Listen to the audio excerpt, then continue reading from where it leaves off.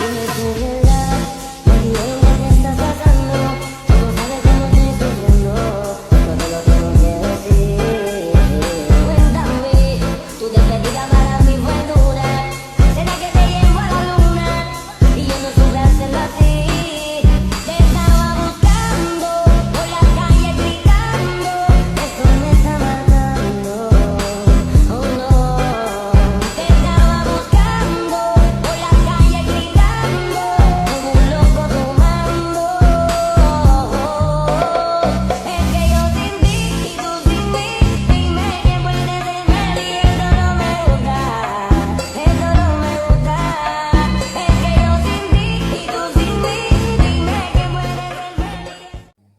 Shalom semua, mari sama-sama kita menyimak penjelasan dari kelompok 8 mengenai gereja sebagai pewarta. Selamat mendengar. Pembahasan eksplanasi gereja sebagai pewarta. Definisi dan pengertian gereja sebagai pewarta. Model gereja sebagai pewarta mengutamakan sabda. Gereja dipandang sebagai umat yang dihimpun dan dibentuk oleh sabda Allah. Model ini dilatar belakangi oleh bentara raja. Yang dimaksud dengan bentara raja adalah seorang yang mendapat tugas dari untuk mengumumkan suatu keputusan raja bagi rakyat yang berkumpul di suatu tempat, misalnya di alun-alun. Gereja dilukiskan sebagai bentara ditinjau dari tugas pengutusannya. Tugas pengutusan gereja adalah mewartakan apa yang telah didengarnya dan diimani. Gereja menerima amanat resmi dan bertugas untuk meneruskannya. Model gereja ini secara radikal berpusat pada Yesus dan kitab suci, serta melihat panggilan gereja pertama-tama sebagai pewarta. Model ini menekankan bahwa pengutusan gereja adalah mewartakan sabda Allah kepada seluruh dunia. Tugas pengutusan gereja ini bersumber dari perintah Yesus yang mengutus para rasulnya untuk mewartakan Injil. Pergilah ke seluruh dunia, beritakanlah Injil kepada segala makhluk. Tugas untuk mewartakan Injil merupakan salah satu dari 5 tugas gereja. Gereja pertama-tama harus mewartakan sabda itu seutuhnya dengan tabah.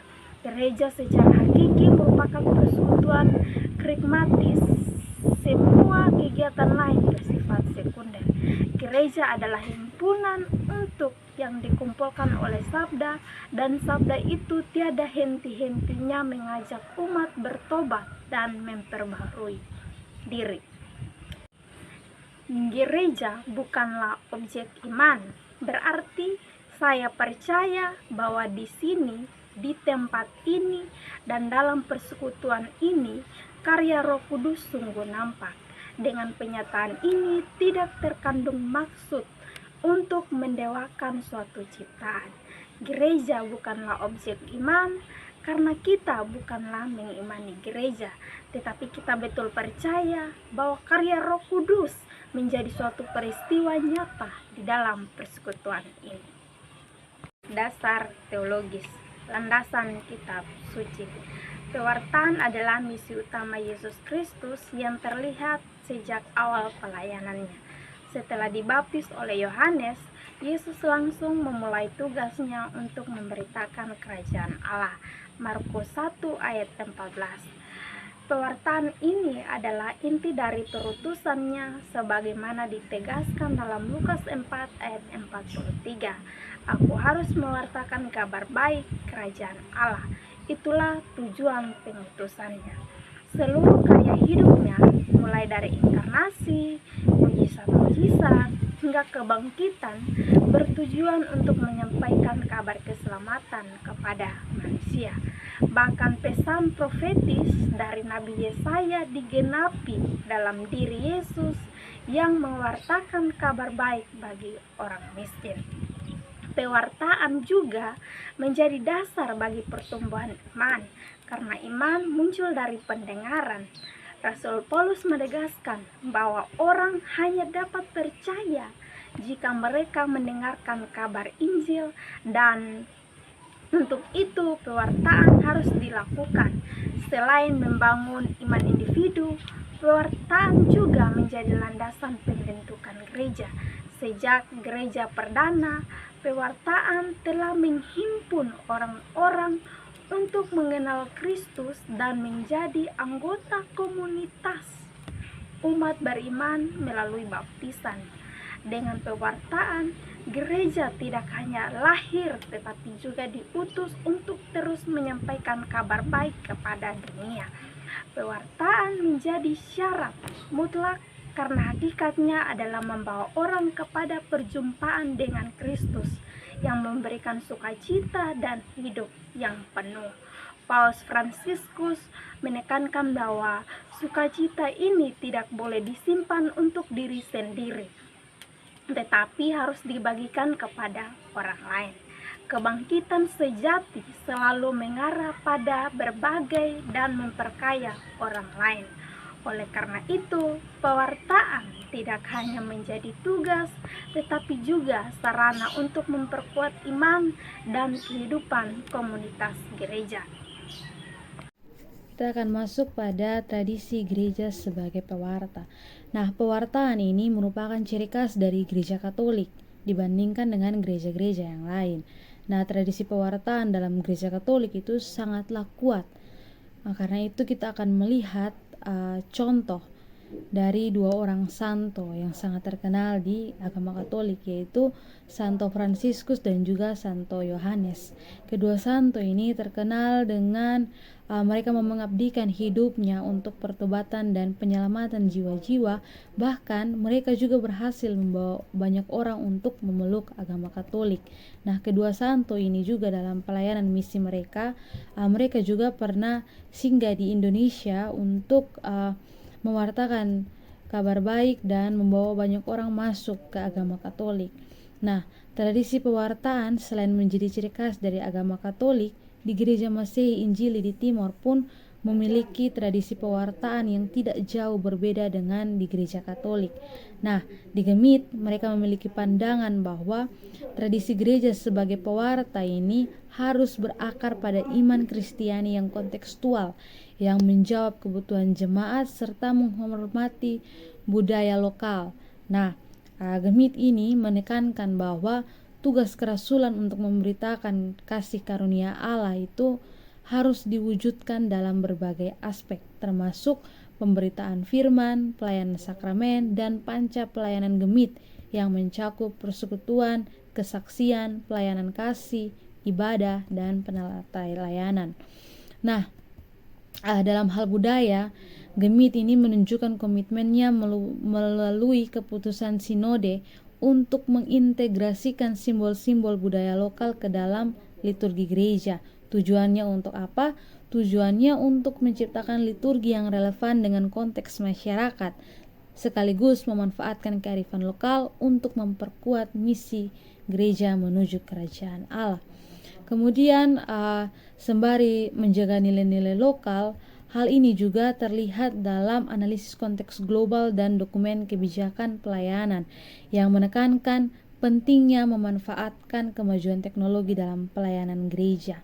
Nah, pendekatan ini menunjukkan bahwa Gemit melihat tradisi gereja sebagai bagian dari dinamika pewartaan yang tidak hanya bersifat spiritual, tetapi juga mencangkup aspek budaya dan sosial untuk menciptakan kehidupan damai sejahtera bagi seluruh umat.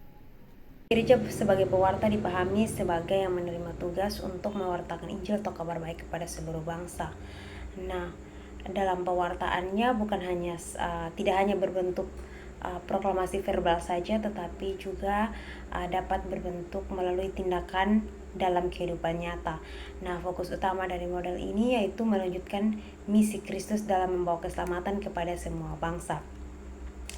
Nah, di sini Karl Barth berbicara secara terperinci mengenai sabda Allah dan hubungannya dengan gereja, di mana Barth menentang gereja yang melemahkan kitab suci sehingga nampaknya gereja tidak lagi dikuasai oleh kitab suci.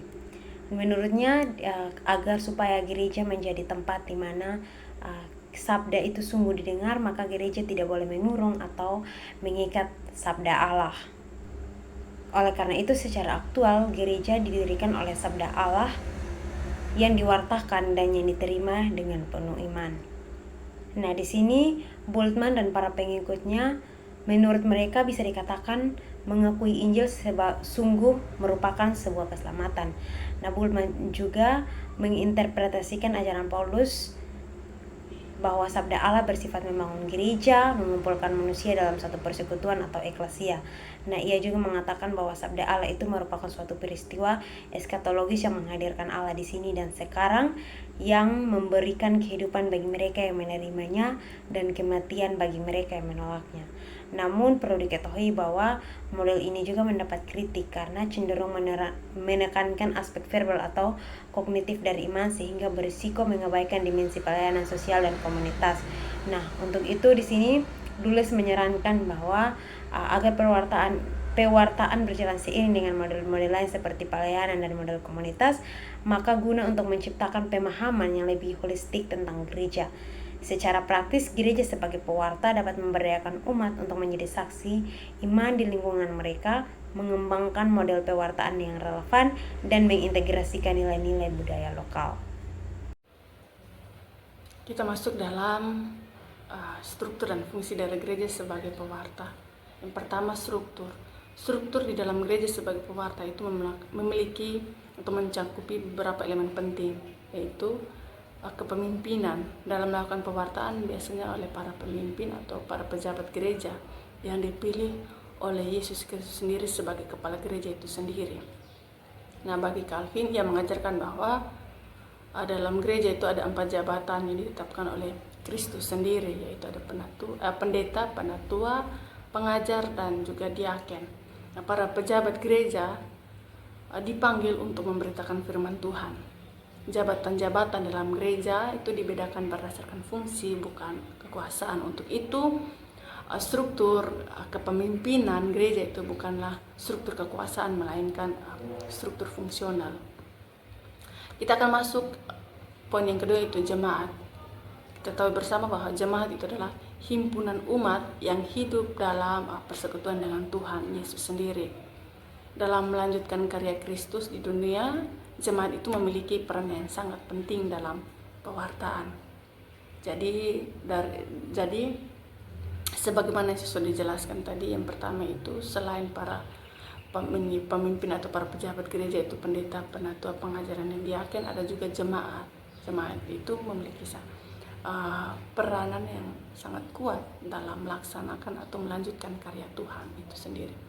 Struktur yang ketiga itu adalah iman. Iman itu dianggap sebagai pengikat utama dari persatuan. Iman dilihat sebagai jawaban terhadap Injil, yaitu pemakluman peristiwa Kristus. Injil dipahami bukan sebagai dokumen tertulis, tetapi sebagai peristiwa pewartaan itu sendiri. Hal inilah kemudian membuat model gereja sebagai pewarta ini menetapkan sakramen-sakramen pada tempat kedua sesudah sabda itu sendiri. Jadi poin yang keempat itu ada kesatuan terlihat pada semua gereja menerima Injil yang satu dan sama. Model gereja ini terbuka terhadap bermacam-macam cara gereja lokal untuk merumuskan pengakuan imannya, serta mengatur jabatan dan tata aturan liturgi. Tidak ada bentuk pimpinan gereja setempat yang akan dianggap sebagai unsur hakiki keberadaan gereja universal. Gereja berada di mana kita menemukan persekutuan yang mengimani Kristus itu sendiri. Jadi dari penjelasan ini, struktur dari gereja sebagai pewarta itu mencakup 4 elemen. Yang pertama itu kepemimpinan, yang kedua jemaat, yang ketiga iman, yang keempat adalah kesatuan yang terlihat pada semua gereja yang menerima Injil yang satu dan yang sama. Kemudian kita akan masuk bagian yang kedua, ya. Kita tahu bersama bahwa fungsi gereja sebagai pewarta itu ada tiga hal penting, yaitu koinonia, marturia, dan diakonia. Yang pertama itu koinonia atau bersekutu. Dalam konteks mewartakan Injil, gereja juga itu berfungsi sebagai tempat persekutuan atau tempat untuk bersekutu. Nah, di dalamnya itu menekankan pentingnya persekutuan dan komunitas dalam gereja. Konsep ini mengacu pada hubungan yang kuat antara anggota gereja. Mereka saling berbagi, saling menopang dan membangun satu sama lain. Jadi fungsi dari gereja sebagai tempat untuk bersekutu itu adalah di mana gereja sebagai tempat untuk saling berbagi, menopang dan membangun hubungan yang baik antara satu dengan yang lain dalam iman. Yang kedua, kita akan masuk dalam marturia atau bersaksi. Jadi marturia itu melibatkan pemberitaan pesan Injil kepada dunia yang mencakup pemberitaan kabar baik tentang Yesus Kristus melalui kata-kata, pengajaran, dan penginjilan. Dalam hal ini mewajibkan untuk jemaat diwajibkan untuk membagikan kabar gembira tentang Yesus Kristus dan keselamatan yang ditawarkan kepada manusia. Sebagaimana yang sudah tertulis dalam Kisah Para Rasul 1 ayat 8. Nah, surat ini menjadi dasar panggilan misi gereja dan pengikut Kristus untuk menyebarkan Injil dan menjadi saksi-saksinya di dunia itu sendiri. Pun yang terakhir, yang ketiga itu adalah melayani. Gereja harus sebagai tempat melayani. Melayani itu merupakan hal yang sangat penting dalam kehidupan gereja. Diakonia atau pelayanan membentuk dan mengungkapkan jati diri gereja sebagai komunitas murid-murid Yesus. Gereja hadir dan tampil di tengah dunia untuk menapaki jalan Sang Gembala Agung itu sendiri, yaitu Yesus Kristus, yang datang bukan untuk dilayani, tetapi untuk melayani. Markus 10 ayat 45. Oleh karena itu, kehidupan gereja terkait erat dengan diakonia. Gereja sebagai pewarta juga memiliki ciri khas, yakni adanya pembedaan distingsi tajam antara bentuk duniawi gereja dan kerajaan Allah yang dipandang sebagai realitas eskatologis yang dirindukan gereja. Gereja bukanlah kerajaan Allah sendiri. Gereja tidak membentuk meluaskan kerajaan Allah di dunia atau bekerja untuk meluaskan kerajaan Allah. Di sini gereja mengharapkan kerajaan Allah. Gereja memberikan kesaksian tentang Allah dan mewartakan dalam artian bahwa gereja dibentuk dalam rangka untuk menjadi pewarta Injil Tuhan. Oleh karena itu, gereja bukanlah pembawa atau pengemban kerajaan Allah yang akan datang dan hadir, melainkan suaranya, pewartaannya, bentaranya, hanya Allah sendiri yang membawa kerajaannya. Gereja ditunjuk seutuhnya untuk melayani kerajaan itu. Berikutnya, kita masuk dalam eksplorasi model gereja sebagai pewarta dalam konteks gereja masa kini, yaitu gereja lokal. Nah, beragamnya budaya lokal juga membutuhkan pendekatan pewartaan yang relevan dengan nilai-nilai dan tradisi yang berkembang dalam jemaat. Seperti yang kita tahu bersama bahwa ketika berbicara mengenai penerapan model gereja sebagai pewarta dalam konteks gereja lokal, maka itu juga tentu akan berhubungan dengan beragamnya budaya setempat yang dimiliki oleh jemaat yang berkembang di dalam gereja-gereja tersebut. Nah, dalam konteks saat ini ditemukan banyak sekali gereja lokal yang mengintegrasikan elemen budaya dalam liturgi dan kegiatan pastoral, misalnya melalui penggunaan bahasa daerah, seni, dan musik tradisional. Di dalam lingkup Gemit sendiri, khususnya pada bulan Mei, itu diperingati sebagai bulan bahasa dan budaya, di mana dalam bulan ini keseluruhan tata liturgi dalam ibadah itu disusun dalam bahasa daerah jemaat setempat. Nah, kegiatan pewartaan ini kemudian ditransmisikan dalam bagian-bagian penting dalam kehidupan jemaat sehingga lebih menyentuh di dalam konteks jemaat-jemaat lokal. Nah, selain melalui budaya, model gereja sebagai pewarta juga ditunjukkan dengan keterlibatan gereja dalam masalah sosial, di mana pewartaan itu tidak hanya berfokus pada penyampaian khotbah saat kebaktian minggu, tetapi juga melalui karya hidup dalam menghadapi pergumulan jemaat. Nah, gereja banyak melibatkan diri dengan karya-karya sosial yang berkaitan dengan isu-isu seperti pendidikan, kesehatan daripada jemaat, dan pemberdayaan jemaat. Gemit sendiri banyak membangun sekolah-sekolah untuk menolong dan membantu jemaat-jemaat atau masyarakat dalam mendapatkan pendidikan yang layak. Selain itu, ada pula gereja-gereja juga yang melakukan kegiatan-kegiatan pemberdayaan jemaat sehingga ekonomi jemaat juga menjadi terbantukan. Nah, dalam hal ini kita dapat melihat bahwa model gereja sebagai pewarta ini tidak hanya nampak dalam pemberitaan firman, tetapi lebih daripada itu melalui tindakan. Jadi tindakan kita juga merupakan satu bentuk pewartaan Injil. Selanjutnya kita akan masuk pada eksplorasi model gereja dalam konteks global.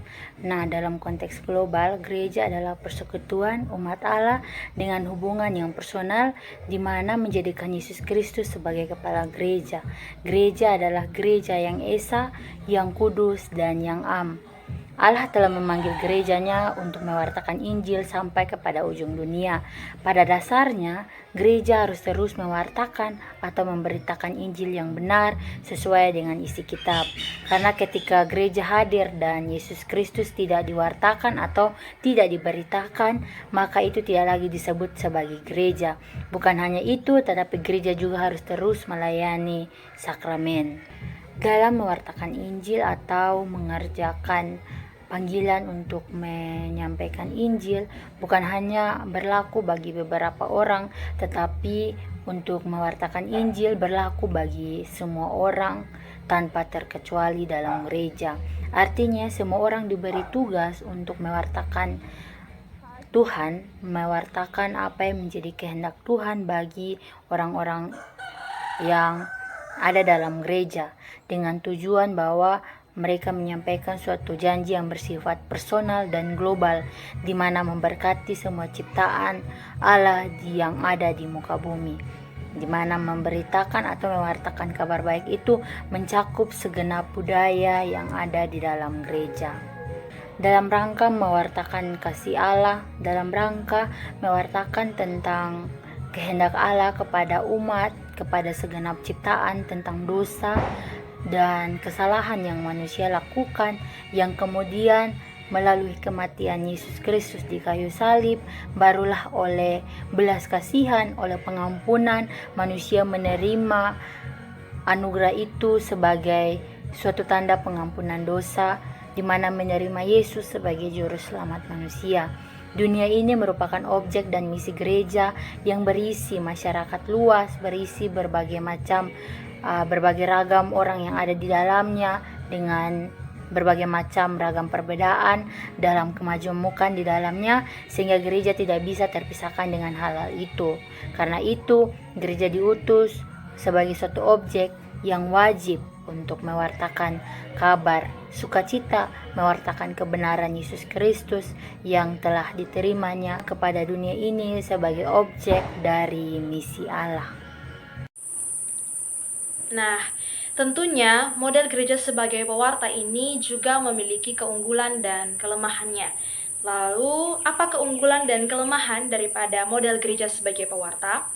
Untuk kelebihannya sendiri, menurut Avery Dulles dalam bukunya yang berjudul Model Gereja, dia memaparkan terdapat setidaknya 4 kelebihan dari model gereja sebagai pewarta ini. Yaitu yang pertama, model gereja sebagai pewarta ini memiliki dasar biblis yang kuat dalam tradisi para nabi perjanjian lama, lalu surat-surat Paulus yang terdapat dalam perjanjian baru, dan beberapa sumber yang lainnya.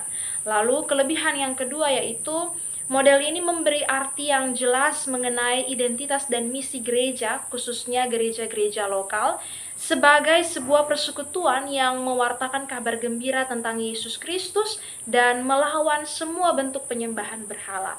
Lalu keunggulannya yang ketiga ialah model ini berguna bagi spiritualitas yang berpusat pada kedaulatan Tuhan dan pada jarak yang tidak terbatas antara manusia dengan Tuhan itu sendiri. Nah, eklesiologi model ini, yaitu sebagai pewarta atau gereja sebagai pewarta ini, membawa orang pada ketaatan, kerendahan hati, dan kesediaan untuk bertobat dan membaharui diri.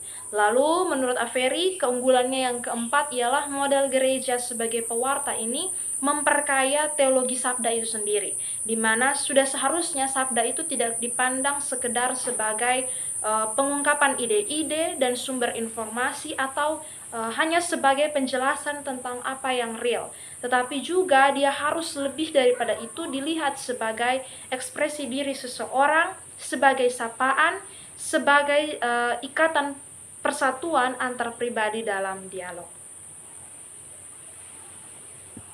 Selanjutnya kita akan masuk dalam kelemahan gereja sebagai pewarta. Yang pertama, tidak cukup bila kita berbicara mengenai sabda Allah karena mati hidupnya kekristenan bergantung pada pengakuan bahwa sabda Allah itu sudah menjadi daging. Dalam teologi pewartaan terdapat kesan seolah-olah sabda Allah itu tidak menjadi daging tetapi hanya merupakan kata biasa saja. Perlu diingat bahwa Kristus tidak hanya melanjutkan ajarannya dan karyanya saja dalam gereja, tetapi sungguh membagi hidupnya dalam gereja. Kelemahan yang kedua, model ini terlalu menekankan pewartaan sehingga cenderung ingin memisahkan gereja dari hal-hal yang impersonal seperti intuisi. Menurut Leslie Newbigin, seorang uskup yang berasal dari India Selatan, ia berpendapat bahwa Kristus dalam memberi dirinya kepada kita telah memberikan gereja, yaitu tubuhnya sendiri di atas bumi yang memiliki batas-batas nyata serta struktur tetap. Dengan demikian, persekutuan dengan Kristus berarti kita harus menggabungkan diri dengan kelompok manusia yang konkret itu. Selanjutnya yang ketiga, pengertian tentang sabda yang semata-mata profetis sehingga mengesampingkan sakramen, di mana Kristus tidak hanya hadir melalui sabda tetapi juga melalui sakramen-sakramen. Selanjutnya kelemahan yang terakhir, yaitu yang keempat, model gereja sebagai pewarta ini terlalu eksklusif, di mana mengutamakan kesaksian dan mengabaikan perbuatan, di mana model ini sangat pesimistis dan bimbang menyangkut kemungkinan usaha manusia yang bisa mendirikan suatu masyarakat yang lebih manusiawi dalam dunia ini, dan kewajiban orang Kristen untuk mengambil bagian dalam usaha manusia itu. Yang berikut relevansi dan tantangan mengenai gereja sebagai pewarta. Gereja menghadapi tantangan dalam pewartaan di era globalisasi dan kemajuan teknologi dengan memanfaatkan situs web, media sosial, dan internet. Gereja juga dapat menyebarkan pesan Kristus secara lebih luas dan efektif. Teknologi digital memungkinkan interaksi langsung dan penyampaian ajaran iman yang lebih menarik menjangkau generasi muda. Gereja harus menyesuaikan diri dengan perkembangan zaman dan tetap menjadikan Yesus Kristus sebagai fokus pewartaan, agar tetap relevan dalam konteks kehidupan modern. Kita akan masuk dalam studi kasus. Perlu kita ketahui bahwa gereja sebagai pewarta, dia tidak saja memberitakan Injil secara verbal melalui khotbah-khotbah di mimbar atau pendalaman Alkitab, tapi bisa juga melalui tindakan nyata seperti bekerja sama dengan lembaga pendidikan atau kesehatan untuk memberikan bantuan kepada mereka. Nah, salah satunya yang terjadi di GBI Podorejo Piring Sewu, Lampung, di mana pada masa COVID-19 mereka memberikan bantuan berupa sembako kepada lansia, baik Kristen maupun non-Kristen. Nah, selain itu mereka juga membantu umat muslim selama perayaan umat muslim untuk membantu dalam menjaga ketertiban dan keamanan mereka saat beribadah.